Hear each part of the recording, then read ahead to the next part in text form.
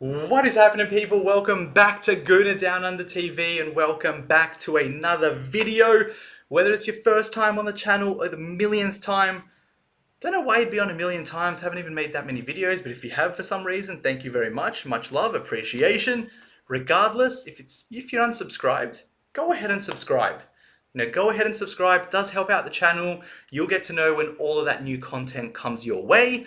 And while you're there, the subscribe button's right next to the like button. Smash that too. Go ahead, leave a comment. What do you think about the game? Love having a football chat with you all. With all of that being said, today is all about Arsenal beating Brighton 2-0. Yes, it's early in the season, but I feel like at this point, every single loss feels like 3 losses in a row. I didn't get a chance to speak on that Aston Villa game. Was away on holiday, so, living the life. But I thought Arsenal were dominant. They were, from the front foot, creating chances, lively, everything you could ask for as a fan. We know we're not going to win every game, but we just want the team to put in an effort, put in a shift, and they did that. Didn't convert their chances. We can talk about refereeing and all that stuff later. Regardless, the result hurts. Not going to blame the players, but the result did hurt, especially against one of our title race challengers, I guess. Aston Villa right behind us, 1 point behind. Would have been a huge game to win. Definitely stung that we didn't, but it made this game that much more important. We had to win. Regardless if it was a 1-0 deflected goal or we dominate, create a load of chances, we win 2-0. We needed to get all 3 points. That's the most important thing. In terms of the performance, I thought it was as close to flawless as you could have. You heard Arteta say it, you heard De Zerbi say it. How often have you seen a team limit Brighton to the amount of chances they had? They had one chance. Yes, they probably should have buried it, to be fair to them. But if you want to talk about we shouldn't have really let the game get to that point. We should have killed it off a long time ago, put the game to bed. But we didn't. We didn't, but they didn't either. So we got 3 points. The main thing is we're starting to blend that more controlling part at the start of the season with the creating of last season. That's what I was saying would be the perfect mix. If we can just, push that throttle a little bit more. The controlling side, I do understand why it's so important. You need to be defensively sound for the whole season, not to have any slip-ups. If teams can expose you constantly, it's going to be really hard to win games. And so that's a definitely important part of Arteta's plan, tactic, system. And I don't want that to go away. It's definitely a want everything situation, but I definitely don't want that controlling to go away. If we could just pull the throttle on the attacking aspect a little bit, be a little bit more lively, dynamic, create chances, that's exactly what we're getting. Now the only thing is we're not being clinical. We're being a little bit inefficient in front of goal. And that's the thing. At the start of the season, we were only making 1, 2, 3, 4 chances in a game. We were scoring the majority of them, somehow getting 3 points. Now we're creating 28 shots, scoring 2. But I still feel like this is a much more sustainable level of football. We need to be creating this amount of chances and eventually the goals will come. I'm not really worried about that. If we create as many clear-cut chances week in, week out, I think we'll be good. And if we can couple that up with the defensive work, I think we have a really good shot at the title this season. I don't want to gas myself because it got hurt last season. It's always the hope that kills you, but it's definitely a massive winning formula, especially with this guy. I wasn't even really planning on having him as the background for this video. It's the background I had for my last video. But I thought it was just so fitting. Every single game we can talk about this guy as one of the candidates for man of the match.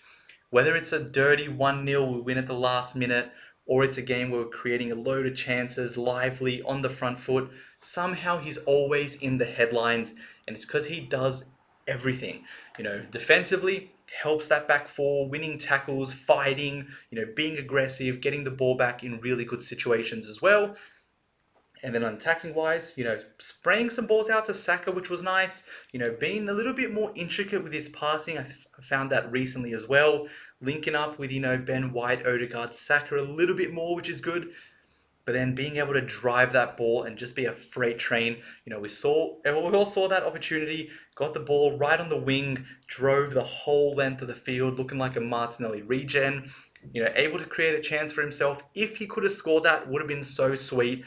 He didn't. but it was still, such a good sequence of play. The fact that he was only 100 million, I know that's crazy to say, but he's just been such a good player for us.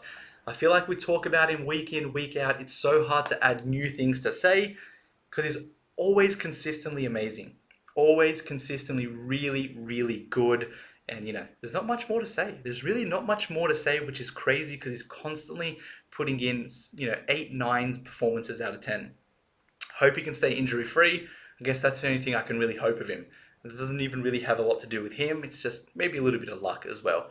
Now, moving on to someone who maybe hasn't started off the gates, but, really rejuvenated himself recently, Kai Havertz.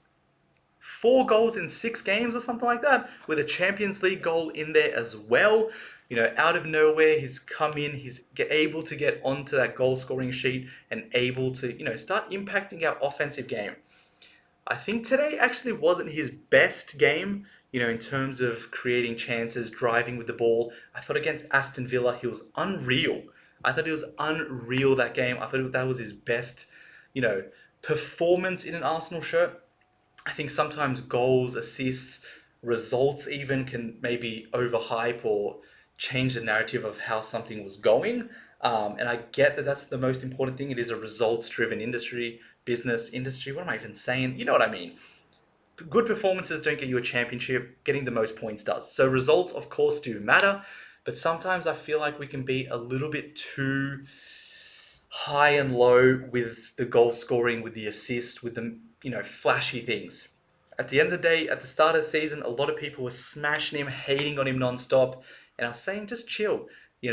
He's doing the defensive work. He's really fighting. He's doing the things I didn't expect him to do, and eventually, I just for some reason, some way believed something would happen offensively. That was his main strength coming in. I thought somehow it would click. Just it is hard fitting into a new system in a complete new position with a complete new midfield. Just need to give him a little bit of time, and now he's starting to really, really live up to it. I think the main thing though, if he does go on another goal scoring drought, maybe not scoring, but he's doing everything else, we don't do a 360 and now say, told you so, Kai Havertz shouldn't be in this team. Let him keep building his confidence. He is a centre mid. Yes, he does join a lot of attacking positions, but he's not going to score week in, week out. We don't expect Jesus to. Let's not expect him to either. It's an amazing goal scoring run. It's unreal. It's amazing. They're all important goals as well, which is really good.